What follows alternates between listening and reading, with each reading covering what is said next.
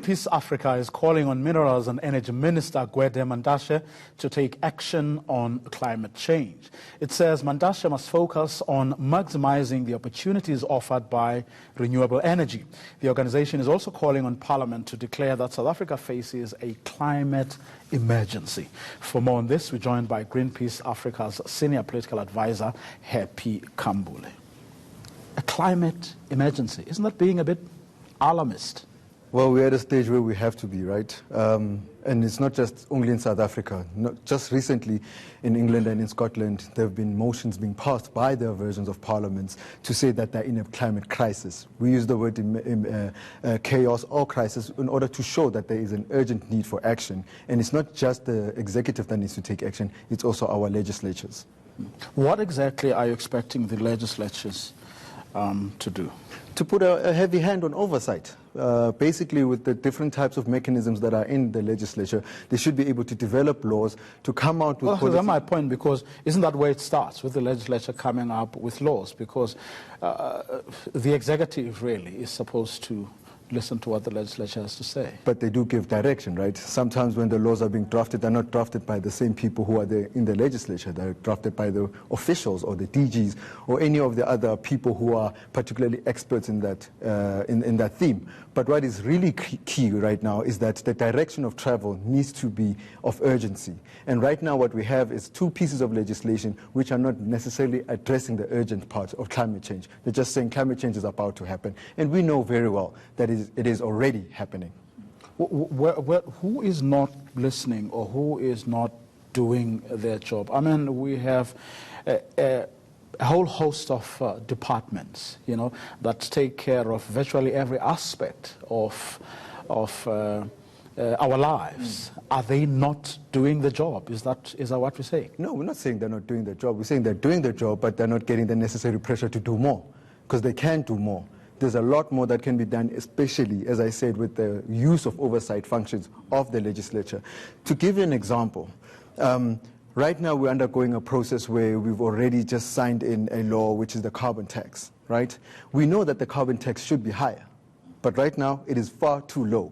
There are too many allowances, and as well as there are too many offsets that could be granted so people can reduce their liability. But shouldn't those serve as an incentive to actually make people see the benefits that directly accrue to them, but of course to future generations as well? That would have been fine. Isn't that the logic? That would have been fine if it was 20 years ago, when we still had enough time.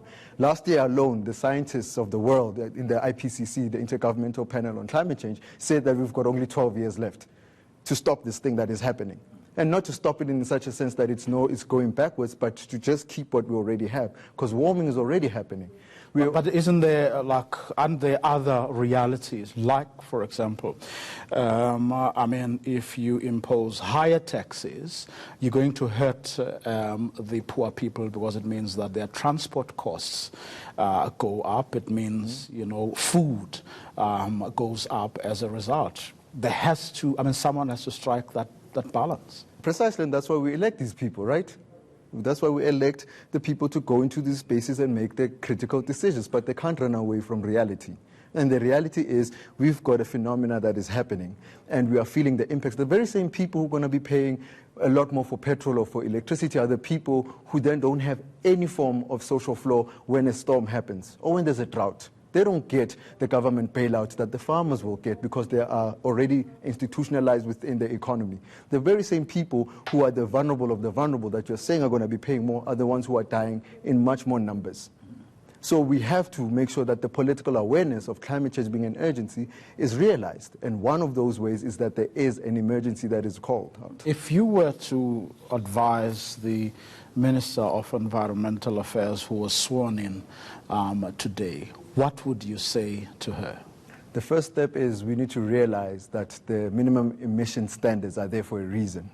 and she should use her powers to make sure that there is no rolling back of those emissions, because those same emissions are also coupled with the emissions that we're talking about, which are air pollution as well as climate change causing greenhouse emissions.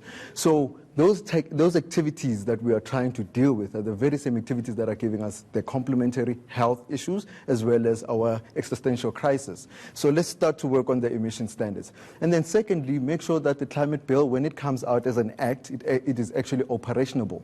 Because right now it's just a procedural document that enables people to report without actually taking any action, and there's no punitive or sanction for non-compliance. In the next week in Parliament, the people who lead the ANC will be appointing chairpersons of the various portfolio committees. What should the person who is appointed to lead the portfolio committee on environment, what should they do?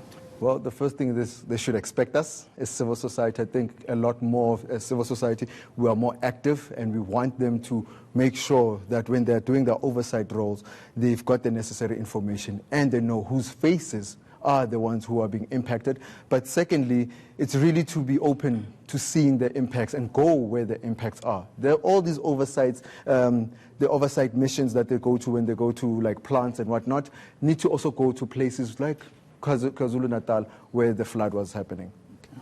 That's where we're going to leave it for tonight. Thanks very much for your time. Happy Kambule, who is from Greenpeace Africa.